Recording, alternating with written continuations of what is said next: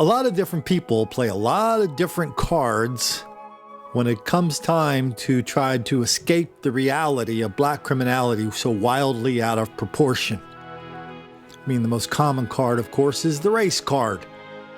You report some black criminality wildly out of proportion, and a lot of people say, you're a bad person, Colin, for recognizing the reality of what's going on in all these places around the country. Had a good example of that here the other night when on Twitter, one of our viewers was telling people, listen, if you want to see how city officials cook the books, just look at Colin Flaherty's videos. He has lots of videos.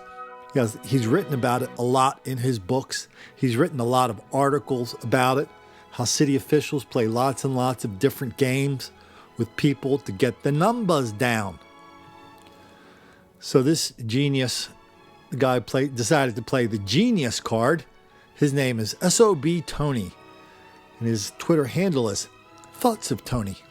So he kind of scorned the whole idea that anybody was playing any funny business with the numbers by saying, yes, 2 divisions of 1 police force on the other side of the country means the FI stats must be underreported for violence, and national stats must all be underreported.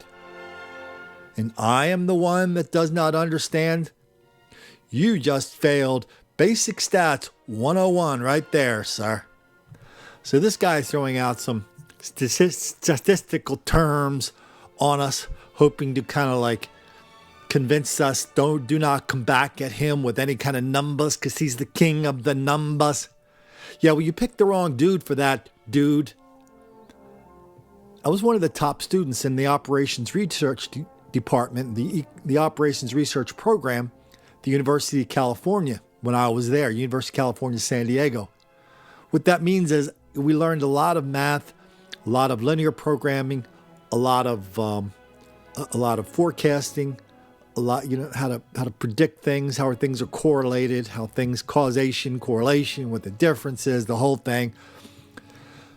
A pretty interesting program. And, if you ever want to see really what that looks like in the real world, as opposed to some academic setting, just look at that book, Freakonomics.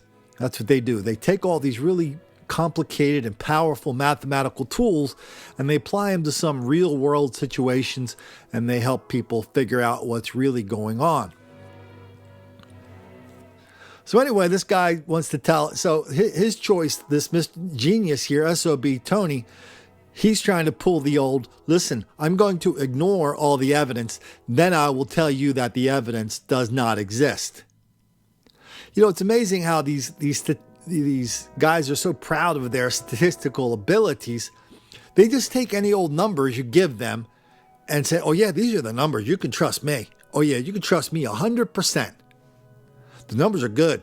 Oh yeah, they're good. They're good. The people who in charge of the numbers are the same people who benefit from having lower numbers. There are no disinterested observers, very few disinterested observers producing numbers on crime. And the FBI takes local crime numbers. But a lot of what we've done, lots and lots of stories all over the country about how police departments are cooking the books by underreporting serious crimes and making it look like their towns are a lot safer than they are, making it look as if they are doing a much better job than what they are. That goes for black criminality. That goes for what we're going to talk about in a minute. Another example of using the numbers to create fraud when it comes time to black graduation rates. We wrote a lot about this and Don't Make the Black Kids Angry and White Girl Bleed a lot, and lots of other places, lots of videos here. I'll see if I can cobble together a playlist about how people cook the books. The most thorough article I've ever seen on this came from Chicago Magazine. They did a 3-part series on how the Chicago Police Department, the people who run the police department, are cooking the books to make their town look like it's a lot safer. The cops are all aware of this. I got this story and other stories from cops in Chicago. Like, for example, near Obama's house. If something happened near Obama's house, say somebody took a gun and shot a window out of a house. Well, that wasn't reported as a gunfire, a felony. That was reported as, just some vandalism, a misdemeanor. So if you draw a circle around Obama's house in Chicago, it looked like it was a pretty darn safe place. When it wasn't that, it was safe only because there was lots of cops floating around there, but it was not as safe as the numbers indicate. So we talk about this article a lot and Don't Make the Black Kids Angry and White Girl Bleed a lot. We go through a lot of the tricks and techniques that people in Chicago use to cook the books, to get their numbers down. I mean, even the murder numbers. I mean, how many other cities have we done this in? I mean, I'm thinking the one that comes to my mind right away is Baltimore. Does anybody remember that story? It happened on St. Patrick's Day. You remember St. Patrick's Day? That's the day that one of the black creators of that hit Broadway show, Hamilton, he said St. Patrick's Day is like Christmas Day for black guys who like drunk white girls. Anyway, so this was on St. Patrick's Day. There was a drunk white guy roaming around, stumbling around the inner harbor of Baltimore. All of a sudden, on video, we can't use this video because it's copyright. Guy will pull our video down if we use it. Anyway, on that video, we see this guy surrounded by 5, 10, 15 black people, screeching, taunting, laughing. Next thing you know, somebody punches him in the face. Next thing you know, he's on the ground. You never know in these cases if they get knocked out by the punch or they get knocked out by the force of their head hitting the concrete. Either way, on video, we see a group of black people stripping him first of his valuables, his watch, and his wallet. And then, just for fun, they take his clothes off till he's sitting there in the camera in his underwear. It wasn't until a month later that we found out almost by accident. One of the local media outlets in Baltimore found out almost by accident that same night there were 500 black people rampaging through Baltimore, creating all sorts of violence and mayhem and destruction. And none of it ever happened. None of it ever showed up on the police reports. It was just a year or two later that Stephanie Rawlings Blake was elected mayor of Baltimore. One of the first things she says is, we're not going to arrest our way out of this mess. That's why we are going to stop arresting so many black people. We're going to stop arresting from 100,000, and within a year, they were down to 50,000. They cut their arrests from 100,000 to 50,000 in 1 year, and that made Baltimore safer because miraculously, when you stop arresting people, the crime rate goes down too. Okay, so 3 or 4 years after that, we know Baltimore is a truly dark and dangerous chocolate city. I mean, in Los Angeles, we did the same thing. They misclassified tons and tons of felony cases as misdemeanors. Same thing in Milwaukee. We've done these stories all over the country. In New Orleans, the misclassifications of felonies got so bad, the state had to come in and take over that part of the police department. Because they were just cooking the books on a criminal level. So all over the country, the people in charge of the crime statistics, they're supposed to be like the neutral observers just telling us what's going on. No, they are the same people who are out and about in the community telling people we are not going to arrest our way out of this mess. We have to stop arresting so many black people because arresting black people causes crime. Arresting somebody committing a crime causes crime. That's called criminal justice reform. Same thing goes for the schools. I mean, how many we did a story just a few weeks ago. Ballou High School in Washington, D.C. They bragged 100% of their students graduated, 100% of their students got into college. It was all a hoax. Ditto for another school system in Memphis. We just did that about a week ago.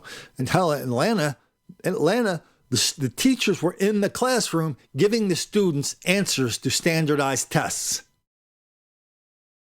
I think 9 or 10 people went to jail for that. Now we come to another story out of Chicago. Reported by, I think they call Crane's Business in Chicago, written by a guy named David Kidwell. Better Government Association. This is a fantastic story. It's a little long for our purposes, but let me just blow through some of the highlights of it, because this now stands as Exhibit A in how city officials, public officials, they cook the books, they manipulate the numbers in order to make it look as if they're doing a great job reducing black crime, reducing black, increasing black education, when none of that is happening. So this is all. This story is about a college called Kennedy King College, named after Robert Kennedy and the Reverend Dr. Martin Luther King Jr. back in 1969. So let's just blow through some of the story. How City College manipulated graduation rates and won a national award. And the award came from the Aspen Institute. Oh, by the way, the Kennedy King College is 85% black, which means it's blacker than most black colleges. And so they got a big award from the Aspen Institute. If you've never heard of the Aspen Institute, it's a bunch of it's a place where Ta-Nehisi, let's put it this way, it's a place where Ta-Nehisi Coates goes to give lectures in the summertime, surrounded by a bunch of the liberal intelligentsia and rich people in this country. They sit around and they basically bow every time he says white people suck. And the more he says that, the more they like him. That's the Aspen Institute. So they just began an award called the Rising Star Award. They gave it to Kennedy King College because, according to this, I'm reading from the article, some people wouldn't expect dramatic improvement from a community college in one of the poorest neighborhoods of Chicago. Poorest neighborhoods, parentheses, blackest neighborhoods. But Kennedy King College, a college where nearly every student begins with remedial needs, i.e., if they're graduates of Chicago public schools, chances are they can't read and write above a third or fourth grade level. Okay, I'll try to get through this without the little, comments from the peanut gallery.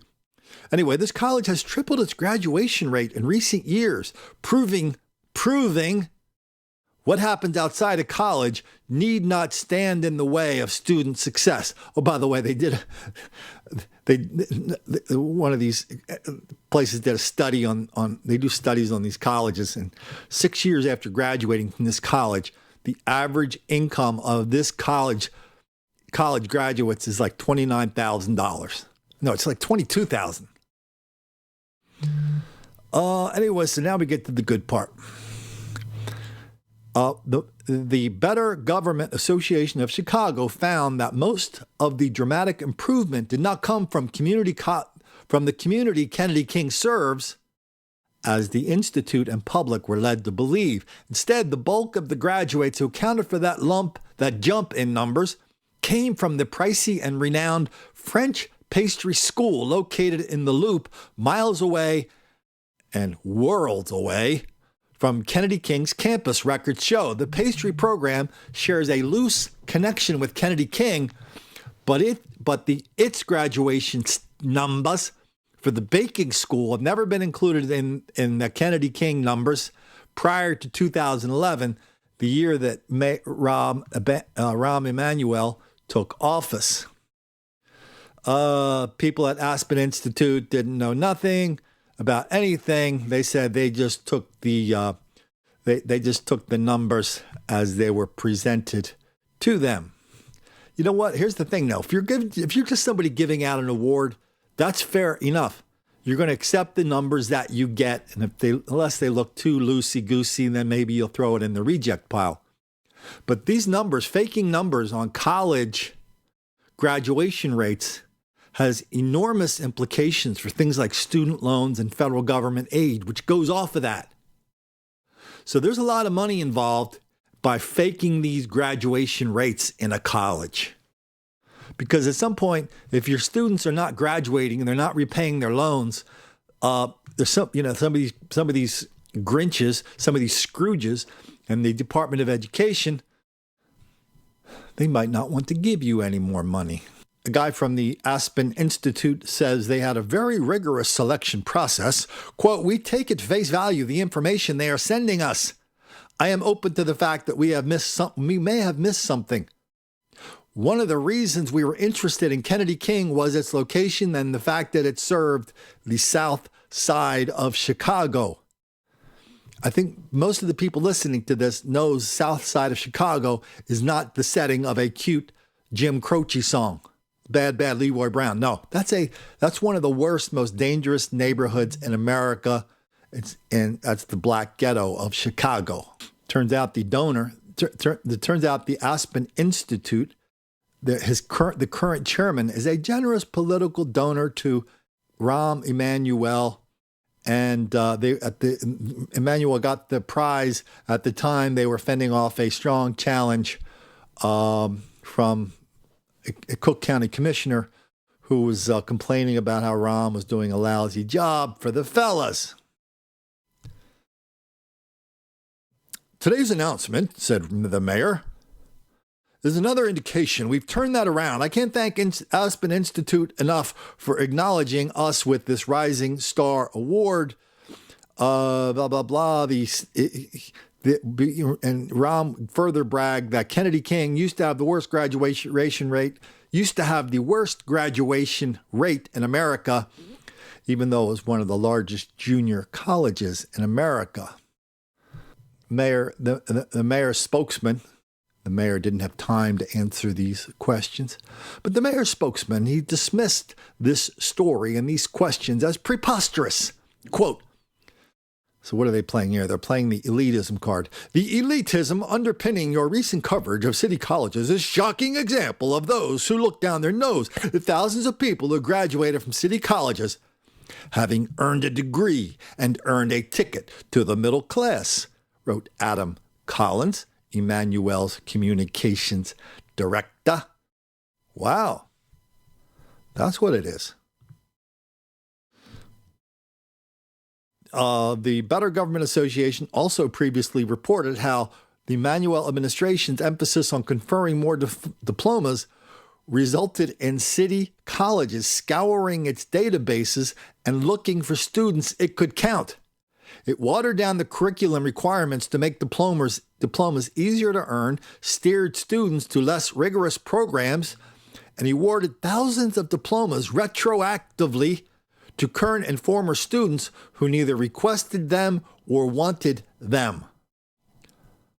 Wow, that's pretty much the nastiest news paragraph I've read in a very, very long time. And this story, to me, is Pulitzer Prize material. The guy who is now chancellor of the system, he criticized the Better Government Association reports as an insult to thousands of city college graduates. He also said the Better Government Association ignored many gains the system has made, even without data mining, relaxed standards, and manipulation of statistics. That's called playing the, quote, "Aside from that, how did you like the play, Mrs. Lincoln?" card. Here's a nice little chart showing how the graduation rate was 8.3%. And then it mysteriously shot up 4 years later to 25.9%. But if you take away the pastry school, it goes down to 14% graduation rate, and that includes all the data mining, all the relaxed requirements, giving all the diplomas to all the people who didn't have any idea that they graduated or were even entitled to graduate. Man, so this is, I encourage you to go back and read this article. I'll try to put a link in the show description to this article. But really, the implications of this are enormous. All the federal money pouring into these colleges, all the loans, all the grants, all the scholarships given out under the ruse that somehow this college has a certain level of accomplishment. And it turns out it's just basically nothing more than a mail-order diploma mill run by Rahm Emanuel. That's the state of the numbers in this country whenever it has anything to do with black people. Reporters can't get it right in looking at the numbers because they just don't want to get it right. They ignore the evidence, they ignore the evidence, and then say the evidence doesn't exist, like that genius SOB Tony tried to pull at the beginning of this video to get into college. Whether it's Kennedy King College in Chicago, or as Michelle Obama got into Princeton College in New Jersey. And you can get through these colleges through one ruse or another because these colleges are so desperate to have black graduates, black success. But at some point, sometimes it happens in a college, sometimes happens in the workplace, sometimes it happens in your interview process. At some point, you're going to have to show you can do the job. You can read, you can write, you can think, you can manage, you can perform, you can make something happen that's going to make somebody some money. There's only so many jobs out there you can get where you have an office and on the front door of your office it says, "I'm in charge of diversity." That's the only thing people that graduate from these colleges are qualified to do, be a diversity officer in a big organization. So much work to be done in these colleges. So much damage to undo from 8 years of the Obama administration, seeing the entire world through the lens of race and institutional racism. So much work to do to convince people that their only way to success is to quit blaming white people for their problems and take responsibility for making something happen in their own lives. That's the big secret. So much work to do. I know they're focusing on charter schools. That's their magic bullet down at the Department of Education right now. But at some point they're going to look around and see these graduation rates, see the funny numbers, see all the money being wasted on these scholarships in schools where kids can't even read and write at a 3rd or 4th grade level. Some point, somebody's going to have to start pulling the plug. Some point, somebody's going to have to start grabbing the weeds by the base and just start pulling them out. No matter how much it makes the black kids angry.